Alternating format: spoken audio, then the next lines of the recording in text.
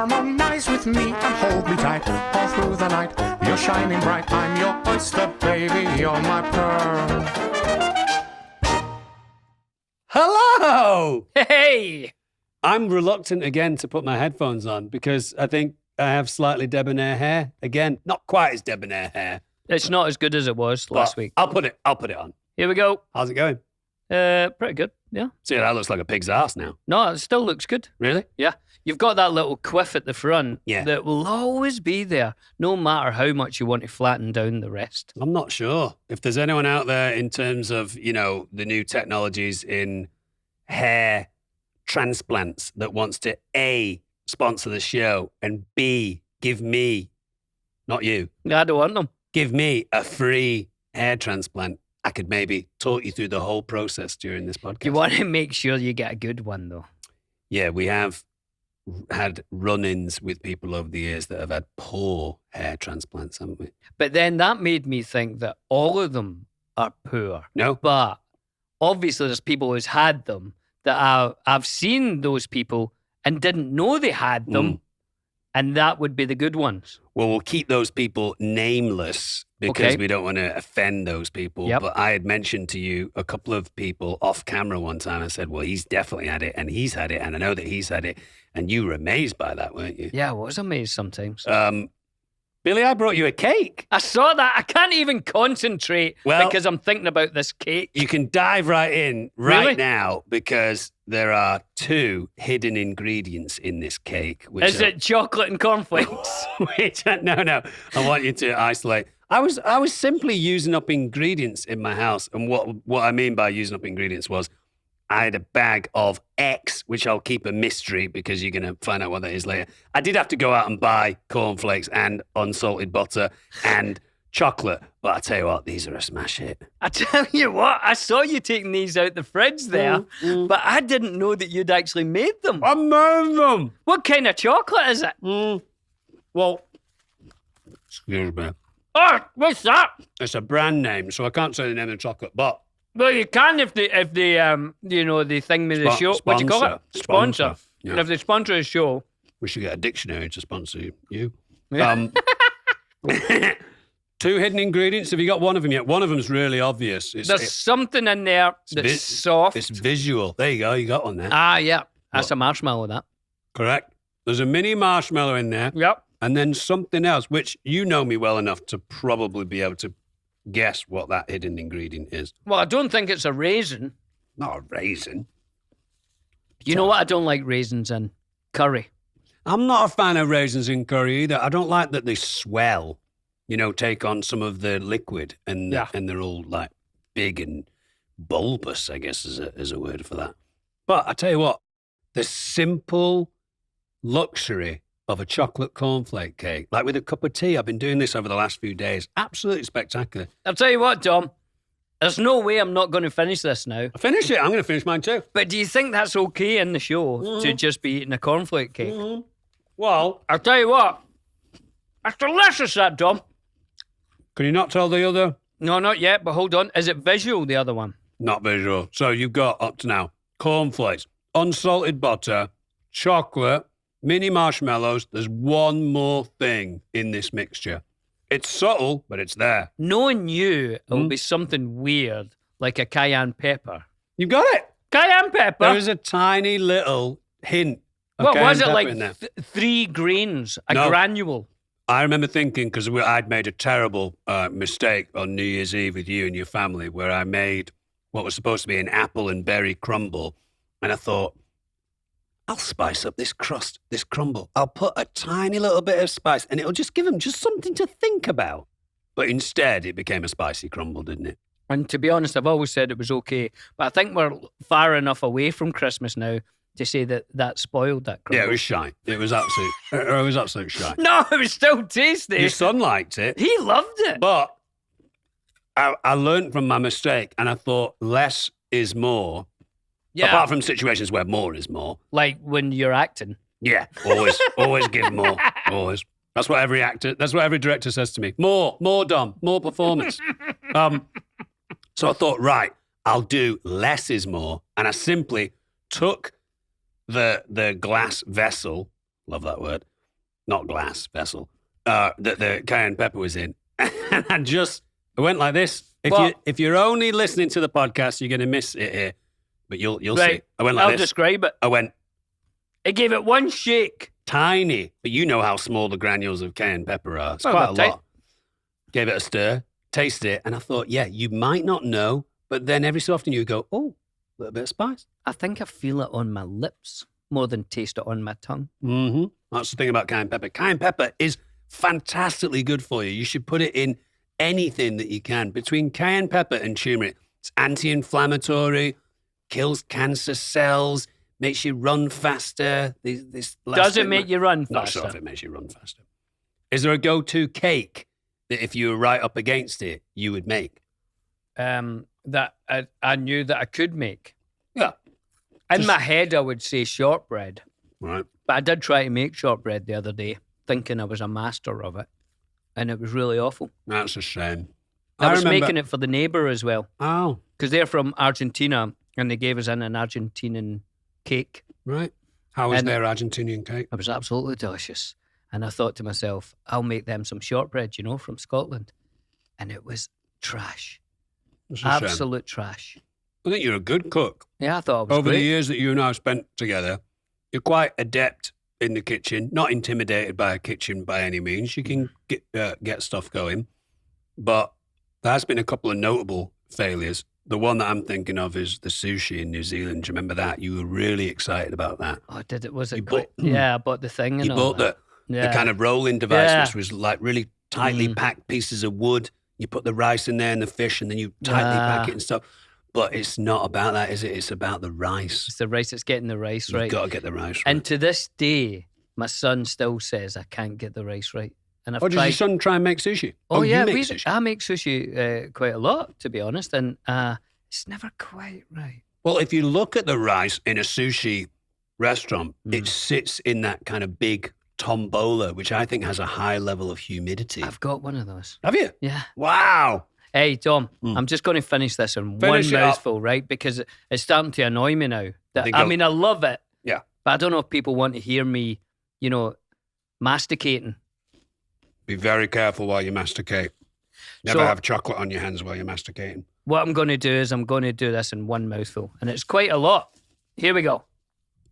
I would also like to apologise for the first few minutes of the podcast basically being myself and Billy chomping away on a treat. But I like them when they're cold out the fridge. And I thought if we make it room temperature, it gets a bit melty. And if I could use this word, a bit claggy. To be honest, Tom, it is absolutely delicious. Oh, and no, I'd like you to tell me what chocolate that is because it's very tasty. To be honest, you don't know? I can't remember. How did you melt it? It came in buttons, the shape. And it actually says on the bag itself that it is specifically for melting the chocolate. Well, so, in a bowl, immersed in warm water, and you keep it stirring, and it's dead easy. I'll tell you what, that's lovely, that, Tom. How's your week been? What's been going on? Well, it's better now. Of course. That I've had that cake. Tom just threw that across the room there. Wasn't a good shot. Wasn't it? See if you can hit myself right in the lens. Hero cam. Are you ready? It's hard because I've got this thing here. Oh, that was quite close. Yeah, actually. better than me. Yeah. See if that was in 3 dimensions, people would have been falling off the sofa. Anything notable happened this week? Anything interesting? I've started surfing again. Right, yeah. Quite seriously.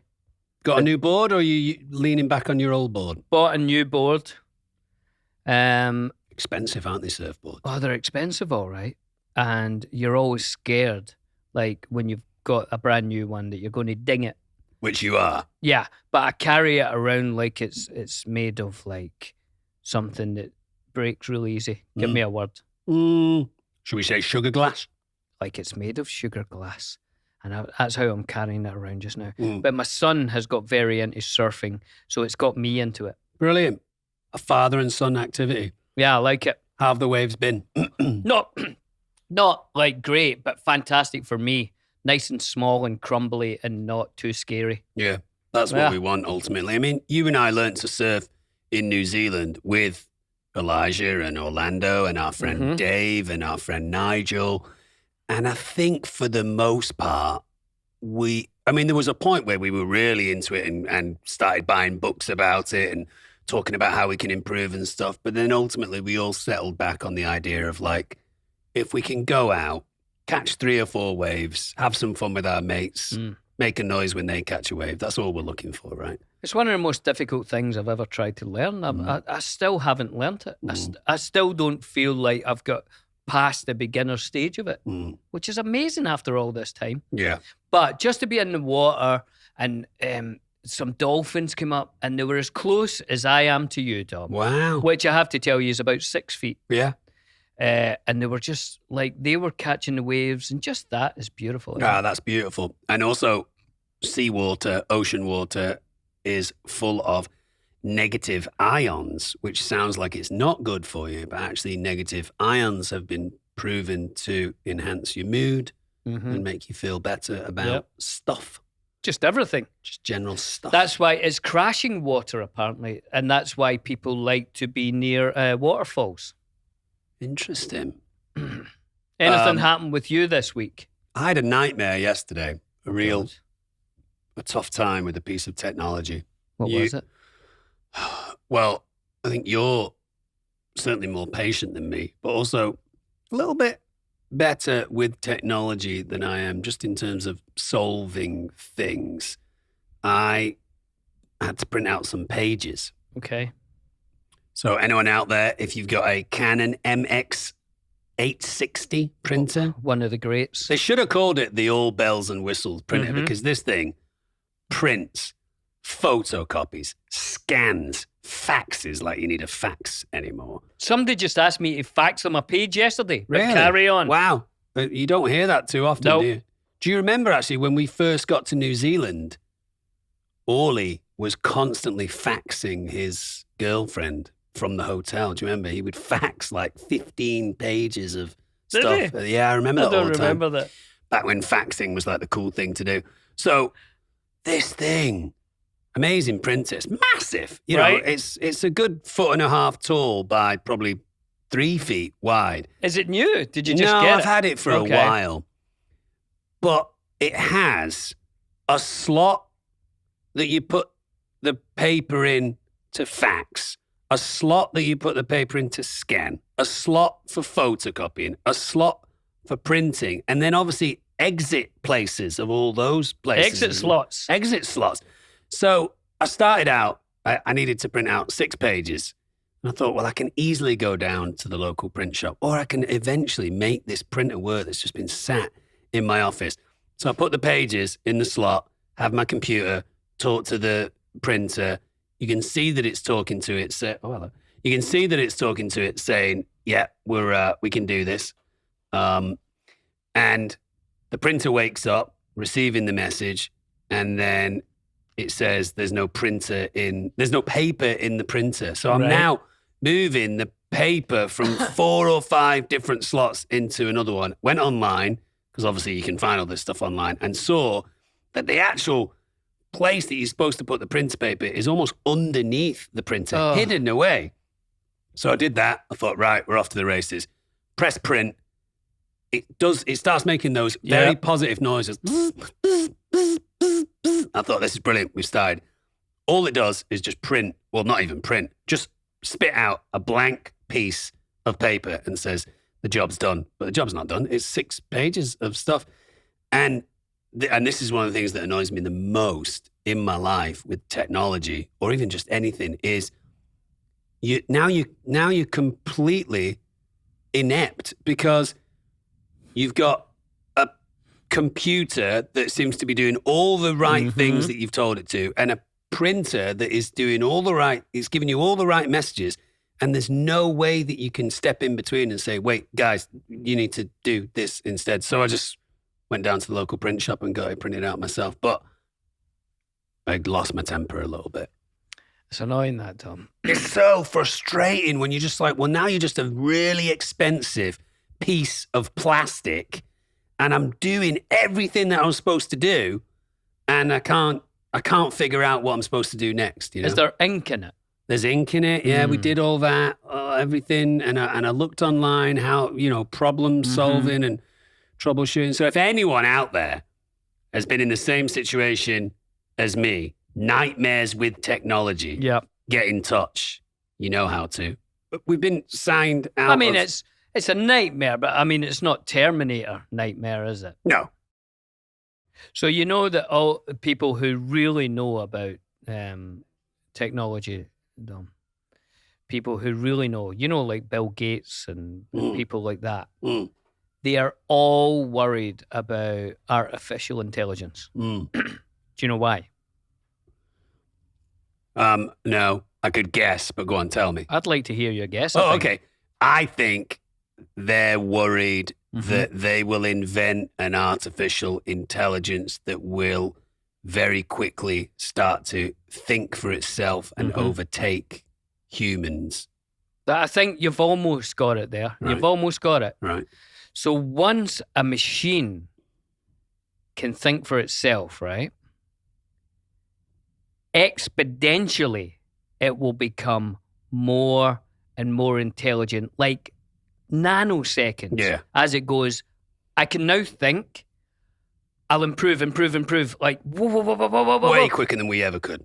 To a point where, why am I even bothering about humans? Why are they here? They're actually not good for the earth. Let's wipe them out. And that will happen like within a second of a machine becoming an artificial intelligence. So is there not anything out there now that we ask to think for itself? No, there's no real artificial intelligence. There is there's a frog. No. Is it a type of steam? No, it's not steam. It's like a pasta. Test. Right. And it's what's it called though? What test is it to test for artificial intelligence? Do you know that? No, is it the name of a famous scientist? It is actually. Is it the Tesla test? So close. Nikolai test. So close. But I can't remember it. But it's the name of a John's scientist. going to look it up. Okay. Illustrious producer. He knows it. Turing test. Turing, right. Well done, John. Nice work, John. Knowledge. Tremendous knowledge. It's made me cross my legs, that. And once they do that test and they find there's an artificial intelligence, it could be the end for us all. I know Elon Musk talked about the insecurities with artificial intelligence on the Joe Rogan show a couple of times, where he had said to Joe Rogan, we over at my company can create an AI now. We have the technology, but we're reluctant to do so because of where we can get to. And Joe Rogan was saying, but isn't that the evolution of life in some way on planet Earth, that it moves from human to an AI? And Elon Musk said, well, yeah, quite possibly, but it probably might be the end of humans, Like intelligence as we know it will just balloon to points that we couldn't even. Because even in our lifetime, the accessibility to knowledge has ballooned. We growing up doing homework, let's say on whales, would have to go to a library, and only based on the books that they had in the library was where we were getting our information from. Nowadays, obviously, you put whales into the internet and you have access to almost every book that's ever been written about whales. So young people nowadays, this whole idea of like there are no wrong answers, we're now living in a society where people will not accept that you can sit around a table and be like, oh, I'm not sure, is it this or is it that? People say, well, let me just go find it. Or Siri, help us out. What's the thing? So it is dramatically accelerating. I don't know how I feel about all that stuff, really. It's interesting, Dom. It's very interesting. So, like the Turing test. Like I said, if you guys have had nightmares with technology, like I had yesterday with my printer, get in touch. Or if you know how to fix an MX860 printer, get in touch. Or explain how you could maybe fix it yourself. I think you would be able to fix it yourself simply because you stay in the pocket of patience in a way that I don't. Like I spent 15 minutes maybe trying to fix it. And then I was like, oh, I'm done with this. I'm going to go down to the shop. I think you would sit there for an hour and go, right, okay, that's a machine. It's supposed to do this job. It's not doing it currently. I'm going to make it work. I think you're right, Tom. I would make that my day yesterday. Yeah. I would enjoy that. And get a massive amount of satisfaction out of having it happen. Yeah. My thing is the frustration involved in the journey of potentially eventually it being successful far outweighs getting it to print those 6 pages. I could go down to the local print shop, print out those pages. And I think you think the longer term thing of, well, if I fix it once now, that means in 3 more days when I do need papers printed, vroom, like a rat up a drain pipe. But you live in the moment and you're not thinking 3 days. You're just thinking, I want 6 pages now. I'll go down to the store. They'll do that. Yeah. Oh, emails and real mails. Fast as tigers, slow as snails. Guys, I really think like there's some real percolating life with this show now because it's been a few episodes since we started making it, and now we're getting more and more comments, you know, wherever you get your podcasts, on our social media and on YouTube. There's been a couple of questions here on YouTube that we're going to get to. Well, we do the voicemails first, do you think? Oh, yeah, should we do the voicemails? All right, well, let's do that. Hey, Billy. Hey, Dominic. My name is Laura. I'm 14 years old, and I have a question for you guys. So, were there any bloopers on Lord of the Rings that were so funny that you still remember them? That was my question. I would be very happy if you answer the question. Bye. What a wonderful voice. Lovely, wasn't it? Where would you say she was from? I think she's probably from Germany or Austria or Switzerland, some Germanic-y influenced place. Right? Lovely accent. Lower, get in touch with us if you want to tell us where you're from. Yeah. Bloopers. We did do a few, didn't we? There is a blooper reel that I think you'll be able to find on YouTube. Yeah. That we played at the rap party when the film had finished. What does rap mean at the end of a day? I know this. Here we go. This is a bit of a sidebar here. Rap refers to when we used to be working with film much more, and at the end of the day, or the end of that particular scene, when they knew it was done for the day, they would have to rewind the film back to the beginning to put it back into the canister. And RAP is an acronym. It is an acronym. For wind, roll, and print. Very good, Tom. Yeah. But we don't tend to wind, roll, and print too much anymore because it's all digital. It's wind reel. Oh, is that right? But it's all digital now, so there's none of that. But we still say rap. Yeah, we rap at the end of the day. We have a rap party. And at the rap party, we played a blooper reel that everybody loved. Yeah. And somehow it found its way onto YouTube. So I would say get on YouTube and look for Lord of the Rings blooper reel, and there's some funny stuff in there. Peter Jackson is a big fan of practical jokes and messing about, and he can become quite giggly and silly at the best of times. So I think when we had time on set, and if someone suggested something funny, he was always into it. My favorite bloopers are always the simple ones. And my all-time favorite one in the Lord of the Rings one is where Ian McKellen, Gandalf, says, "Orcs, and so far from Auckland," which is a city in New Zealand. I thought that was really sweet. Yeah, some funny stuff there. Thanks, Loa. Let's do another. Hey, you two. My name's Monica. I'm coming to you from Wisconsin. I'm so excited to listen to your podcast.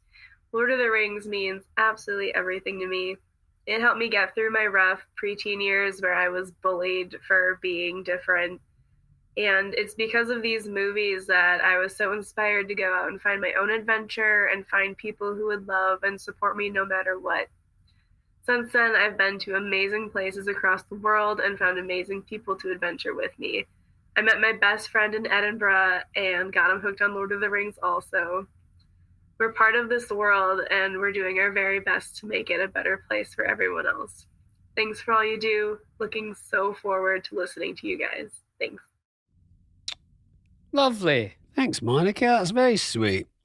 It's always sad when you hear somebody had a hard time at school. Sometimes school's like that, right? As people try to figure out who they are, it's easy to bully the person who doesn't fit into the usual stereotypes. I think school can be a really cruel place. And when I look back on my school days, I have to admit there were times where people that I knew in my year were probably being targeted in a way that I wasn't. And I remember thinking, well, at least it's not me. Because I was the small kid at school, and it would be very easy for me to have been picked on. And I think school can be such a competitive, awful place. And it's a shame. My dad was a teacher. My brother continues to be a teacher. Lots of my uncles and aunties and cousins are teachers. And they do say that in the blink of an eye, kids can go from best mates forever to within 15 minutes, that person's pushed out and they're being bullied. And in a lot of ways, it can set you up for some of the hard truths of being a grown-up. You know, you're not always going to be liked by everyone. You're not always going to be included in group situations. And not that I'm advocating bullying by any means, but I think sometimes knowing that, you know, life isn't always going to be exactly how you hoped it would be, and learning those tough lessons when you're at school, I don't know, there's an element of rites of passage to that, but no one wants to be. Yeah, I know what you mean. And it is really difficult. And I would hope the world's getting better, I think, at kind of accepting everyone, I hope. But another difficulty is online, that people can bully online and you don't know who they are. And so I think you're right. Sometimes when someone's being bullied face to face, it's obviously a lesson, you know, a horrible one for a person being bullied, but also the person who's bullying. Because hopefully if they see someone being that hurt, it will stop them doing that in the future, you would hope. But online, there's none of that. You can bully someone and then forget about it. Yeah. So it's something, I think, the online thing that we have to look at carefully. You know? Yeah.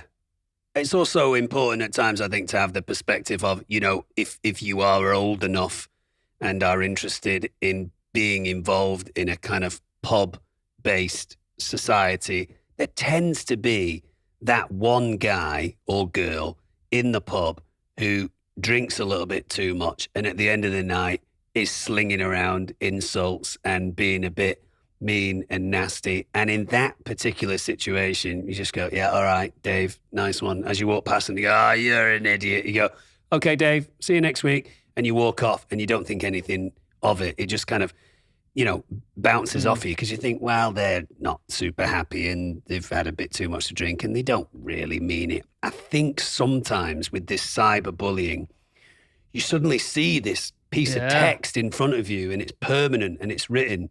You think, man, I need to respond to that. I'm being attacked here. If that was someone, if you're walking down the precinct and you walk past someone who doesn't know you, he goes, you look like an idiot in that jacket. You go, all right, mate, see you later.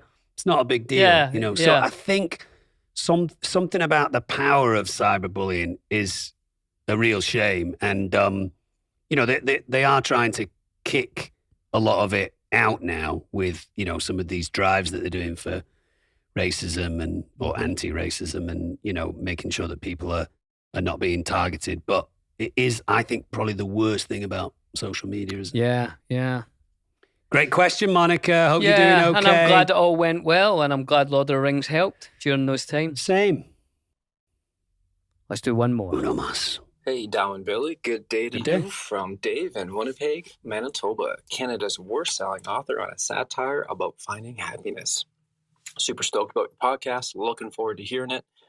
Would love to see an episode where you talk about fiction and maybe about a couple fiction books that you've read and how they impacted you in terms of your dreams or something you learned from them.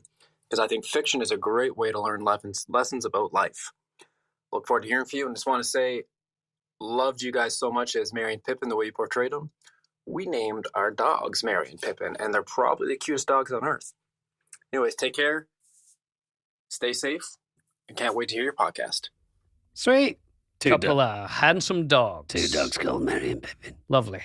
Yeah, reading is very, very formative and important. I think, we have been struggling to read as smartphones have come more and more into our lives, but hopefully we're reading a little bit on smartphones as well. In terms of fiction, one of the things that really stands out to me, because it was relatively recent and an amazing experience, was I went to Peru for about 2.5 weeks into the jungle, no phone, no access to the outside world, with a few friends. And I took with me the book Dune, or as you say in the United States of America, Dune. D-U-N-E. D-U-N-E, by the illustrious science fiction writer Frank Herbert. In fact, H-E-R-B-E-R-T. like Sherbert, but without the S. He's probably attributed with writing the seminal piece of science fiction literature, not to be confused with Professor Tolkien, who's known for have written the seminal piece of fantasy. Lots of people, for some reason, confuse sci-fi and fantasy. I mean, they're kind of similar-ish worlds. Dune, which comes out at the end of the year, starring Timothée Chalamet and Oscar Isaacs, who I work with on Star Wars, who is one of the coolest, friendliest men in the world. What were you going to say that was funny about Timothée Chalamet? I was going to try and spell his name, but there was no way. I think it's actually Timothée Chalamet. Is that not a shampoo? It might be. I think he has some sort of maybe Canadian connection. I think it's Timothée. Anyway. This question actually began its life in Canada. Yeah, sorry about this. Hello, Canada. Manitoba. So I went down with Dune, which I'd tried to crack into a couple of times and was distracted by life. And I thought, well, if I just take this book down with me and I have nothing else to do at night or in the day, I'll be forced to read it. And it is just one of the most incredible. Apart from Rings, it's probably the deepest dive that I've ever done into a world. You read it, right? Or did you just watch the film? No, I read it years ago, and I'd like to read it again, actually. Brilliant. Both two of my greatest fiction books of the last few years were recommended by you. Oh, go on. What? Ready Player One. Brilliant. I loved it. Roller coaster. I just happened to be passing a bookstore, and I thought, oh, Dom told me about this book way before the movie and all that. Oh, aye. And I loved it. And then, the other one about the guy who goes to India. And Shantaram. Brilliant. I love that. Yeah. So that's a couple of great fiction recommendations from Mr. Dom Monaghan that I would recommend to anyone. Hello. In fact, that's just jogged my memory. My mum and dad asked me to ask you if you could loan me that book by that Scottish author. Did he win the Booker Prize? It's called Shuggy, I think. Shuggy Knight or Shuggy McBride. Shuggy McBride. It's brilliant. My parents, and especially my mum, said it's a little bit near the knuckle. It's quite dark. It's a bit blue. But it's lovely. But they loved it. It's a great story. And I said, Billy and Ali both read that and they loved it. And they said, loan it off Billy. I'll give you that. But would you? Yeah, I will. All right, next time. I'll bring it next time I see you. Brilliant. Yes, read more books. In all of my kind of artistic endeavors, whether that's reading poetry or looking at paintings or watching movies or watching TV, when you find yourself falling deep into a book, it's one of the most immersive experiences ever. And it'll stay with you for a long time. That's what I like about books. Yeah, absolutely. Great question. Lovely question, Canada. Guys, if there's a book that for you changed the course of your life, or you absolutely love, or you would recommend to Billy and I that you think maybe, who knows, maybe we'll start a book club, get in touch with us. You could leave a message at www.speakpipe.com/The Friendship Onion. Well done. Thanks. I've committed that to memory. Yeah, was good. We're also getting some comments on our YouTube page. If you guys want to listen to our dulcet tones, of course do that. But if you'd like to see our silly faces at the same time, watch us on YouTube, and you can leave comments about the show underneath. And there are some choice comments here. Hang on, let me scroll down with my mouse. Just leave good ones. Yeah, you can leave constructive bad ones, but don't just be nasty and mean for no reason. Why would you be so unkind? This is a comment from Brandon Daniel, who said, as an aspiring filmmaker, I think Peter Jackson was able to do something so unique. Do you think he will ever come to direct anything like this again? And then he said, love you. Thanks. That's nice, isn't it? It's nice to get some love like that. Hey, you know what? I don't think I've ever seen anyone work as hard on anything as Peter Jackson did in the Lord of the Rings trilogy. One, it was done on film, as you remember. So all of the footage had to be checked in something called rushes. Which we were always invited to, which is uncommon for a lot of actors. Pete Jackson said to us right from the start, look, you don't have to come to rushes, but if you ever want to come to rushes, we're watching it every night at my local cinema. Come along. It's obviously going to be rough. I went a couple of times and I was completely insecure about it and I didn't go again. Because sometimes, they might have had 3-4 different sets, all recording. So sometimes rushes was 5 hours. Yeah. So Pete would film all day as a director, take a quick break for something to eat or whatever, and then go into the theatre and watch 5 hours of the rushes from the day before. Yeah. Maybe 15 takes of you saying one line. Yeah, brilliantly. Yeah. They couldn't pick. There was like 15 versions. People was like, we might just have to have Dom say it 15 times. It's that good. And then they ended up just picking one. Yeah, they picked one. It's by random. So,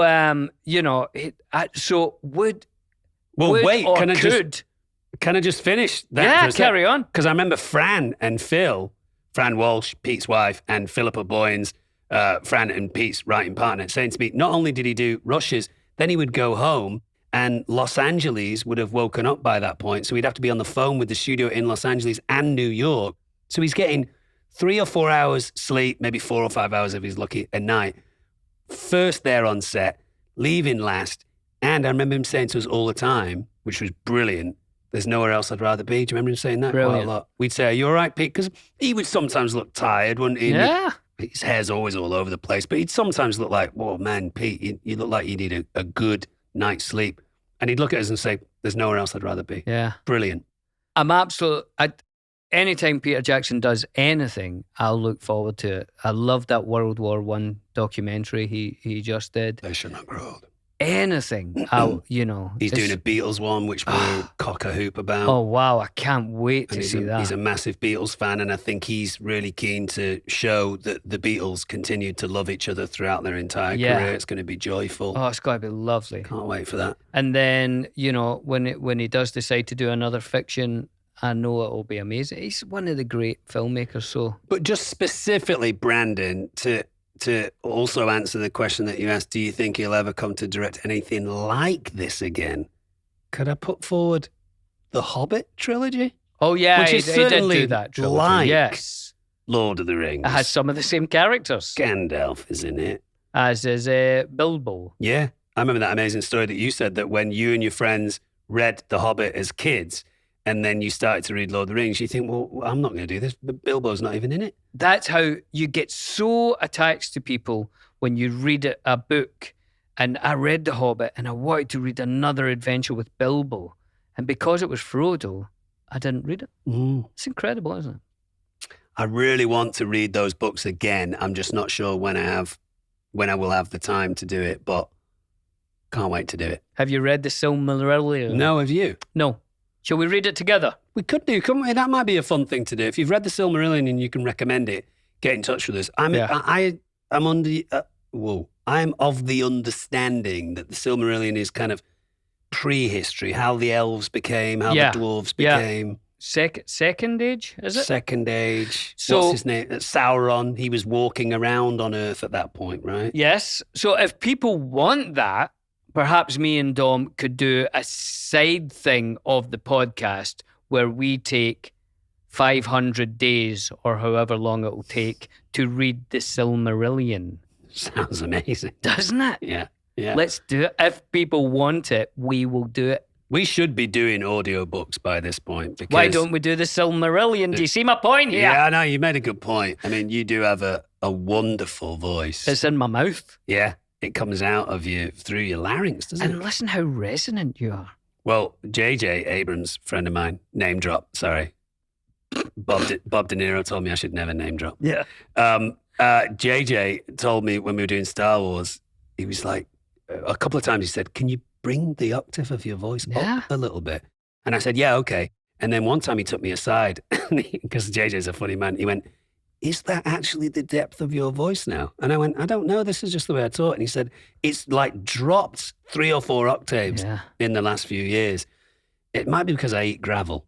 What are you going to sound like when you're 60? Well, you've not seen my dad for a while, but my dad talks down here now. Does he? Yeah. I mean, Manchester City recently won the Premier League, and when I called him up, he was excited and said, how'd you feel, Dad?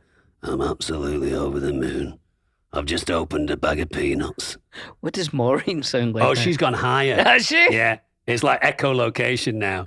only bats can hear her.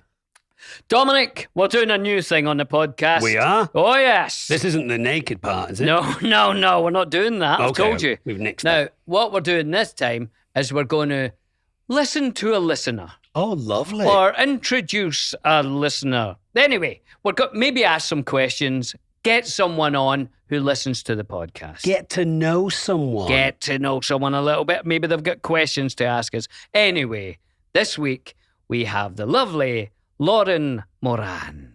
Hello, Lauren. Hi, guys. Hey, Lauren, whereabouts are you? I'm in New York. I'm like a little north of the city. Nice. Such a cool city. North of the city. So in my mind, the city is a little island. Is that right? That's Manhattan, yeah. Yes. So how do you go north? You need to cross the water? No, you just go up by train. Oh, right. Okay. Good. Is that a Stratocaster you have behind you on your right? You know, this actually is my brother's old room. He moved out, so that's his. I'm not even sure. He has a bunch of guitars. So it's a nice one. You should learn to play that, Lauren. That'll give you something to do. Yeah. And we see a little hint of David Bowie, or Bowie, depending on how you say stuff.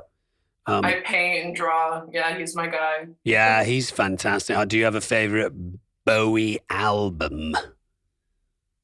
Oh, I guess Ziggy Stardust, just because that's my favorite song by him. Not to be cliche, but... That's not cliche at all. I don't think it is. And that is your art, is it, Lauren? Did you paint that? Yes. Nice. Yeah, I got Freddie Mercury over there in the corner, too. Nice. A couple people. Nice. I love that. That's great. Could you do one for the Friendship Onion? Yeah. And we'll feature it on the show. Yes. Yeah, sure. We're not going to pay for it. We don't have any money. Freebies. We want freebies. No, it's all good. Got any questions for us, Lauren? I do. I have a couple questions. Do you really? Actually. What? Do you really? You have a question? Go on then. Oh, yes. So you guys worked on the trilogy for so long. You know, it was such a big part of your life. When you were done filming, did you kind of go through like an identity crisis, or was it tough to like adjust back to normal life after, finishing everything? I went through a financial crisis. Did you really? No. Have you recovered? I think I did a little bit. We wrapped just before. Would that have been Christmas of 2000? Don't know. It was just before a Christmas, and we all knew that we were going to see each other again because you have to do press on the movie, and Peter told us that we would be coming back for reshoots.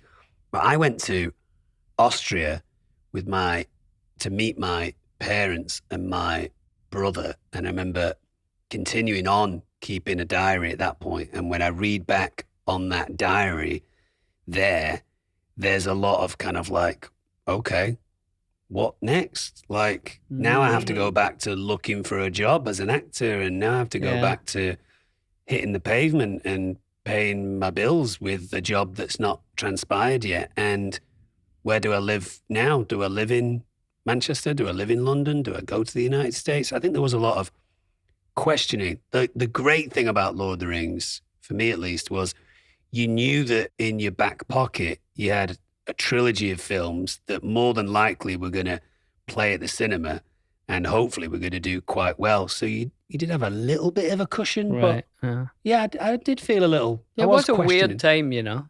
We were so in a world and then you're not in it. It's very strange. Mm. And also, Good question. Lauren. Also, we're all in touch with each other on a daily basis, Lauren, because we're seeing each other. There was no aspect of me necessarily needing to get hold of anyone's phone number because we're seeing each other on set. But immediately it became clear that, like, right, I need Billy's phone number. I need Elijah's phone number and his email address, because now it's not a built-in social thing. You have to work it, you know. Yeah, that's a great question, Lauren. Thank you. Mm-hmm. So I have one question for each of you, actually. This one's for Billy. Your scene with the Palantir, with Saruman's Palantir, when you filmed that was like super intense. Did you do multiple takes for that? Did you act it out the same way every time? Or, you know, how was that for you? Well, yeah, good question, because I remember that being a different day, because mainly the DOP, Andrew Lesney, was an absolute genius with the camera. And the way he lit scenes was so beautiful. And looking at it now, I feel like Lord of the Rings hasn't really aged. It's so beautifully shot as a movie. And I remember that day Pete says, I want this scene to be shot like it's a documentary. So he got Andrew, who wasn't normally on camera, he'd be checking lights and stuff, to actually hold handheld camera, to do it as if like it's almost voyeuristic. Oh, what have we caught here? It's, you know, so it's handheld. And I remember at the time thinking, God, this is so exciting, because the days were normally about tweaking lights and just making sure you had the right light on your hair and in your eyes, and, you know, and that day felt like, you know, Andrew was right there in my face as I had this kind of Palantir, and I remember it being a really exciting day. It was really fun. And also, it was quite a lot of the other members of the cast in there, right? Ian was there, Viggo was there, Orly, Elijah, Sean. So there was always a great feeling when the entire cast got together, because everyone's helping each other out with mood and performance and stuff. Brilliant. Yeah, it was a Were fun you day. not usually together on set, or that was like a rarity? We were, but very often the four hobbits would be together, and then you'd have scale doubles that would represent Gandalf or Aragorn or Legolas. I don't think it was all the time that we would be together, but when we were all together, there was kind of a feeling of celebration, wasn't there? Yeah, we get very good at talking to tennis balls off the back of camera, because, you know, the height differences were different, so we couldn't always be in a scene with someone. Yeah. But you're right, because that day everyone was sleeping, so everyone was there, and the scales didn't matter as much, you know. That was a fun day. Fun day, yeah. Yeah. Okay, so Dom, this one's for you. In Return of the King, you know, Merry wants to go fight. Theoden tells him he can't, but, you know, you end up riding into battle with Éowyn. Did you feel like that was when Merry really peaked, like character development wise, or was that a really important and significant scene for you? Yeah, I think there's quite a few moments in the book that Merry has that were taken and given to other characters. Frodo takes a couple of kind of key moments that Merry has in the Fellowship, because they thought it made more sense to build a relationship between Frodo and Gandalf, which I was always a little kind of like, oh, well, I don't have a massive amount to do in this film, and it would be nice to do something. So I think I was aware that was a big peak, the kind of stabbing of the Witch King and kind of offering to be in battle. What was interesting about that time was I was spending a lot of time at that point with Bernard Hill, Carl Urban, Miranda Otto, all three of them being kind of warriors, very capable, headstrong, you know, kind of powerful performances. And I felt very, excuse me, very kind of undermined throughout most of that time because Merry had nothing to do. He just kind of stood there and took it, or couldn't really speak, or, you know, as hobbits, we tend to do a lot of our performances on our knees. So, you're literally a lot smaller than people. But I just, quite rightly, I felt like I didn't have a voice and I was kind of being slightly marginalized. And then you have these moments. And what's brilliant about Pete in terms of his direction was, even if you weren't, you know, one of the massive key characters in the trilogy like Gandalf or like Frodo, he still made your journey feel important. So in that day, when I'm stabbing the Witch King and Miranda, you know, ultimately kills him, he was saying to us, you know, this is the moment for you. This is the big moment in your character's storyline. So we need to really hit it, you know. So yeah, it's exciting times. And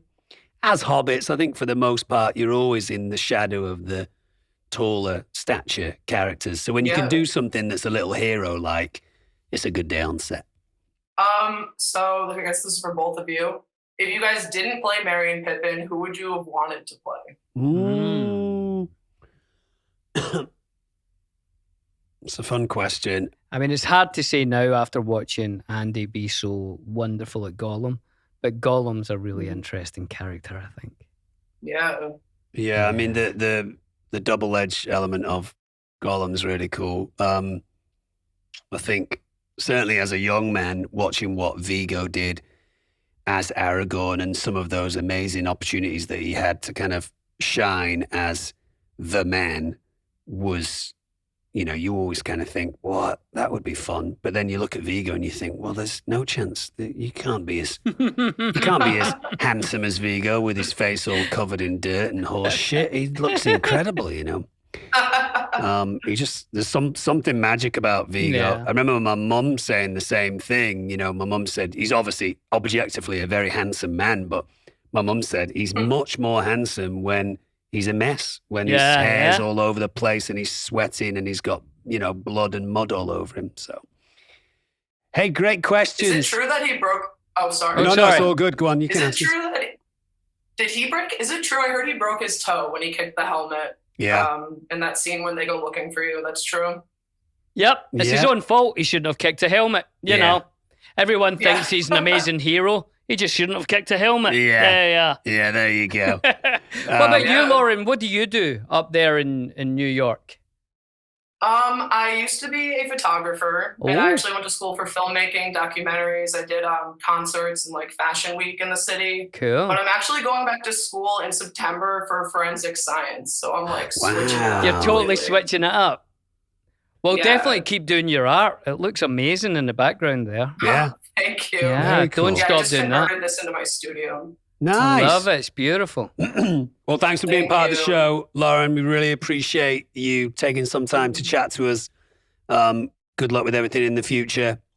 Thank you very much, Lauren. If you have time to draw a friendship onion, please send it in.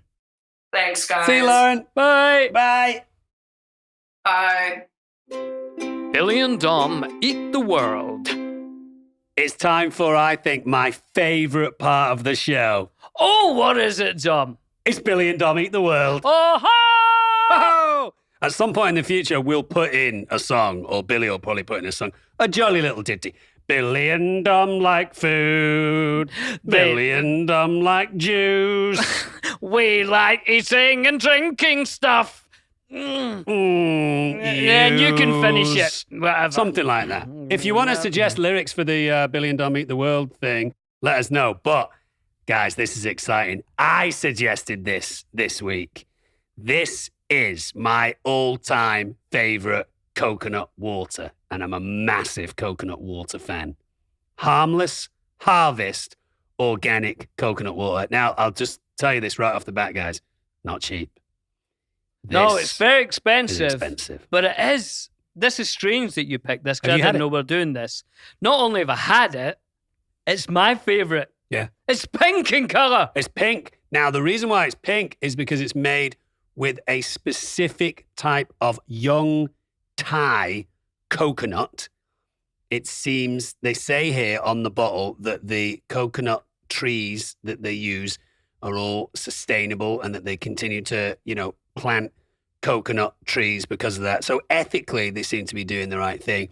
If I've had a bad day, or let's say maybe the night before I've eaten, a lot of food, or maybe I've had a couple of extra drinks that I wanted to do, or I'm particularly tired, I will treat myself to a Harmless Harvest organic coconut water. Is there anything else we know about? Oh, located in San Francisco. We went to San Francisco, do you remember? And we were surprised by how freezing cold it was. It was freezing.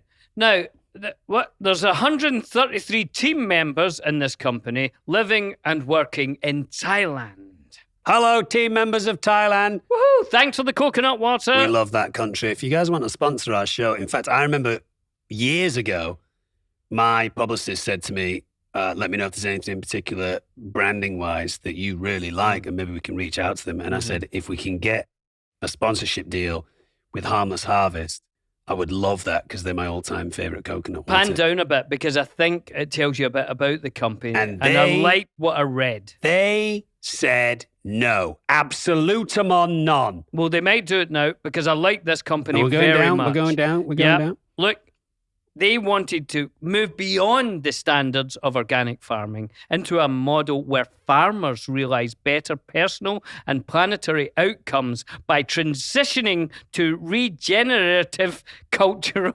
agricultural practices. That wasn't easy, Tom. It was not easy. You can have a little drink of coconut water in a second. I think what they're saying there is small-ish companies, only 152 members, is that right? In Thailand, 133. And they are making a product that is self-sustainable. Last couple of things they said. Why pink? Coconut water can turn pink when the varying levels of antioxidants interact with elements such as sunlight. Instead of hiding this natural variation, Harmless Harvest use it by adding a little bit of vitamin C or citric acid. And the coconuts are young Thailand Nam Hom coconuts from the Samut Sakhon region. Hello, anyone listening to us from the Samut Sakhon region. Thank you for this lovely coconut water. Let's Should we try it? Yeah. Here we go, guys. You see that? That's lovely, that. Can I tell you what I like to do with this? It's a bit weird, and I sometimes do this with other drinks. To sustain the amount of juice that you get out of it, I drink the coconut water with much more air than I would another drink. So instead of just coconut water, I add maybe 50% air at the same time. Hang on, I'll do it. Let me try that.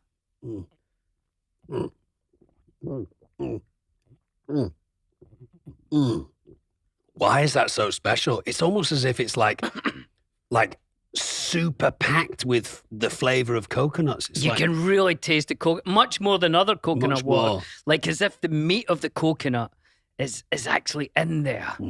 Oh, it's lovely that. I'll have some more. I was recommended this by an ex-girlfriend. We were walking around a very well-known organic supermarket, which I won't name because they don't sponsor. Yeah, right. But they don't sponsor the show. Yeah. And she said, "Have you ever had Harmless Harvest coconut water?" And I said, "No, but aren't other coconut waters kind of the same?"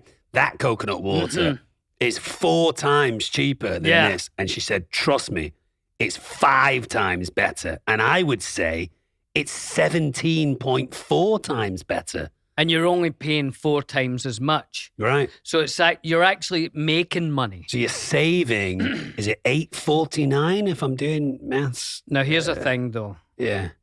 It's a sad fact. Oh, God. Coconuts kill more people every year than sharks. Yeah. What do you think of that? I think it's terrible. Refrigerators and cows individually kill more people than sharks, but there are these crazy myths around these animals. Has a cow ever killed someone with a refrigerator?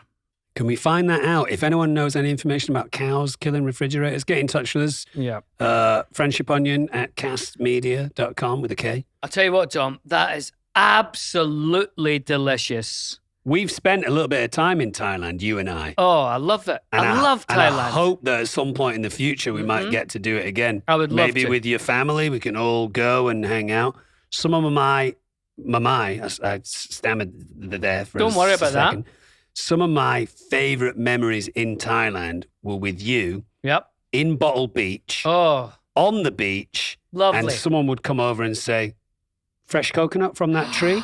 And you go, what? That one right there? And they go, yeah, I'll go get it. They'd climb up, cut it off. And for some reason, because of the insulation of the coconut, the water's freezing cold. Oh. Lovely. Dom, that's just taking me back as I sip this harmless harvest right back to Thailand and drinking a coconut on the beach. Guys, if there's anything that you like or is a food or beverage curiosity from a part of the world that we might not have explored, let us know how we can get hold of it. Maybe we'll feature it on the show. Obviously, you can email us, friendshiponion@castmedia.com. That's cast with a K. Let us know.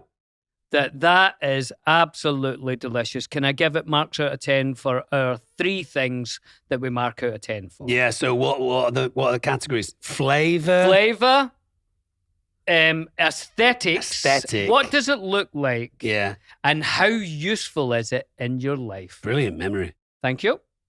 Go on then. Marks out of 10, all those 3. Taste, it's a 10, Dom. It is. There's nothing wrong with that. Yeah.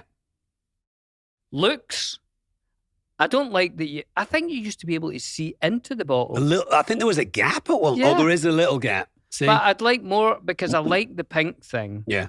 And it used to be that they weren't all pink. I don't know if you remember that. True. And you'd look for a pink one. So now they've added something, good stuff, vitamin C, citric, that makes it pink. But I think Harmless Harvest assume that the pink puts people off, but I like pink. I like it as well. So what I'm going to do, I'm going to take 2 marks off of that. I like the packaging, so I'm going to give that an 8. An 8 out of 10. Mm-hmm. And then what's the other one? The other one is how useful is it? Oh, useful? Was that really a category? Yeah. Right. Oh, yeah, that's right.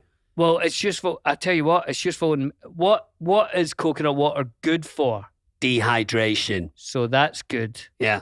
And I think it has. Does it have a small amount of potassium in it, or is that might be a reach? You might be thinking of a banana. Yeah. Now it's also very good for your skin. Right. So I'm going to give it. But would you add it to things? Well, you could add it to a curry, couldn't you? Like a Thai curry or something like that. You can add it to a fruit smoothie. But it's so.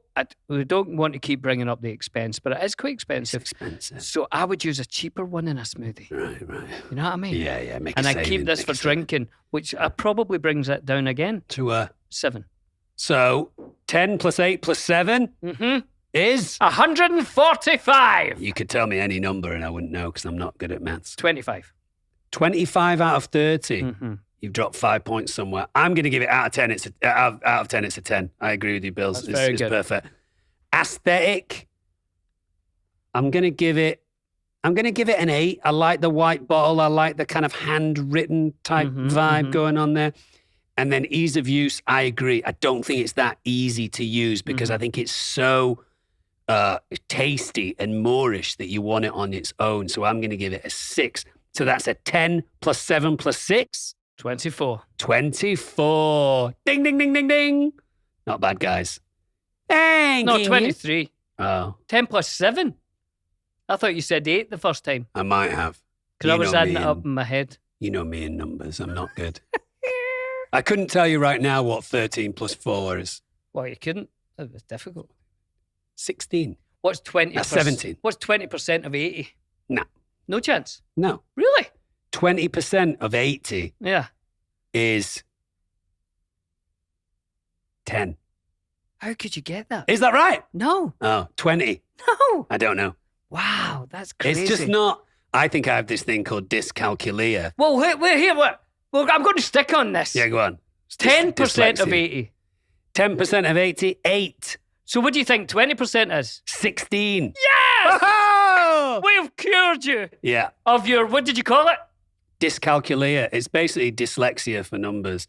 I mean, like, you had to teach me. It was you, in fact, that taught me how to do the tipping in the United States, where you just move the decimal point over. To get the 10. And then add another 10 for your 20. I did not know that. But I will consistently embarrass myself just with rudimentary maths where my mum and my dad will be something like, well, whatever, it's 7 plus 6. And I'll go, oops.